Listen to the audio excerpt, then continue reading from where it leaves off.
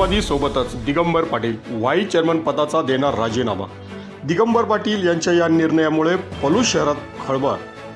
पलूस नगर परिषद पंचवार्षिक निवडणूक होत असून शहरातील अनेक नेते व पक्षप्रमुख आपली भूमिका स्पष्ट करीत आहेत। गेले 1 वर्ष सत्ताधाऱ्यांच्या विरोधात पलूसकर जनता प्रकर्षाने रोष व्यक्त करीत आहे।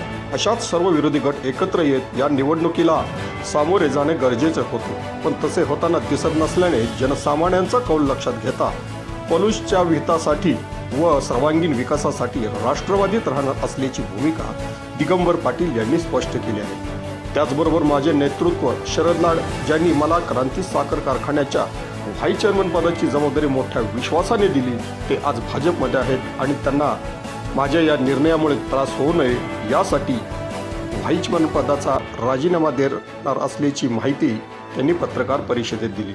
प्रभाग क्रमांक 7 मधून नगरसेवक पदासाठी निवडणूक लढवणार असल्याचे देखील यावेळी त्यांनी स्पष्ट केले।